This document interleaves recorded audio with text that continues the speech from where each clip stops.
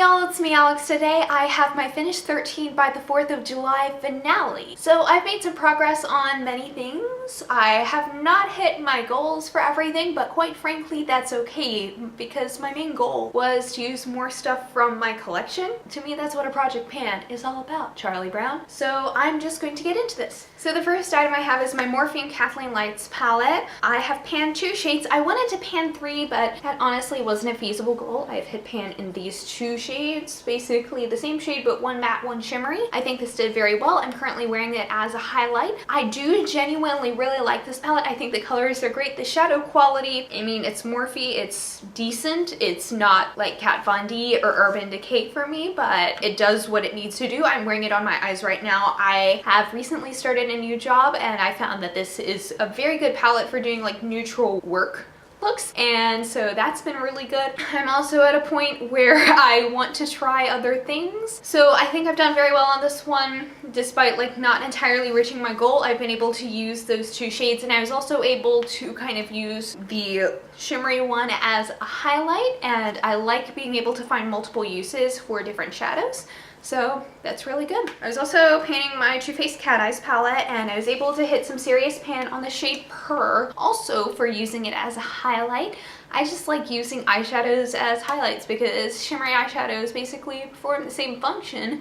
You can just use it on a different part of your face and the eyes. I still really like this palette. There aren't as many easy to pan shades left. I know I tried to get in with Meow, but that didn't quite work out as well as intended. I don't know if I'm going to use it as much now that it's not in a project pan, but that's more just because I have a lot of other eyeshadow palettes I want to use.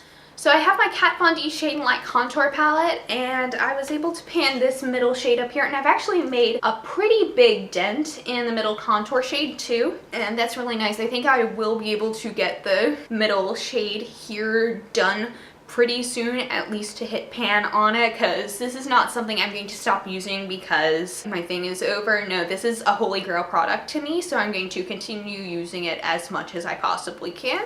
Y'all know about my Laura Mercier primer. I used it within days of starting this project pan, so it's gone. And I also forgot to include this in my update, but I was working on my NYX HD eyeshadow primer.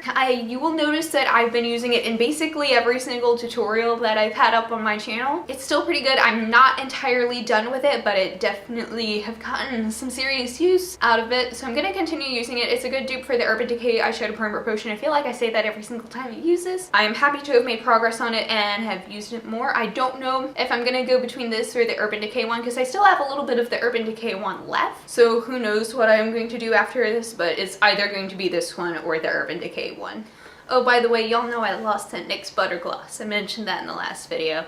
I think it might be somewhere in my makeup. That's not a thing that I'm going to look for, to be quite honest. Like, I wish I could, but I've realized that in losing it, I don't really care if I have a lot of lip gloss in my collection or not. So I'm just gonna go with the not part of that because obviously I'm not wearing lip gloss. So I have this Pacifica Hot Vegan face mask, and I think I might be able to get one more use out of this. And I should note that I'm filming this a couple days before the 4th of July because I'm going to be gone all weekend, so I wanted to get this video up for y'all without stressing myself out. I probably have one more use of this.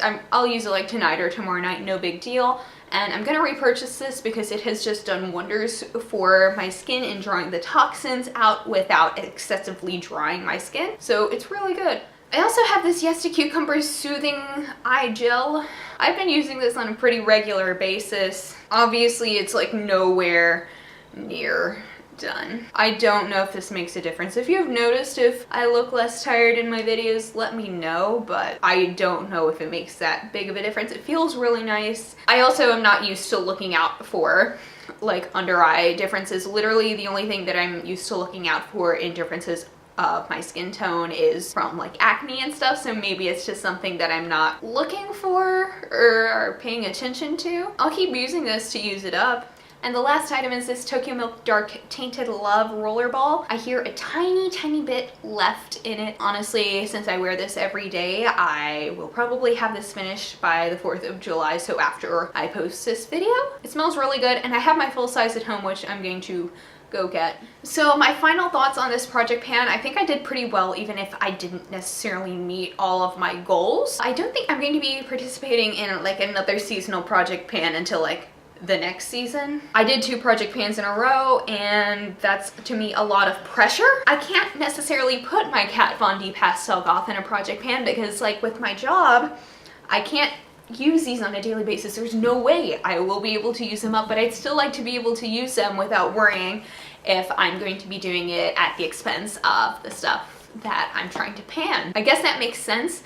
It's just honestly kind of stressful because I feel like it's really, really good to want to use up the stuff that you have and to shop your own stash and not be constantly going out and buying every single thing. But I also don't necessarily want the pressure of like going on and on and on with one thing until I hit pan. And it's good to do stuff like this every once in a while. I just don't think it's a good constant lifestyle for me, if that makes any sense. I can't wait to use my bright eyeshadow palettes. These are a lot more me than some of the neutral ones I have, but I need my neutral ones so I can have some variety in looks and make them more natural. And by the way, if you would like a work makeup tutorial, let me know.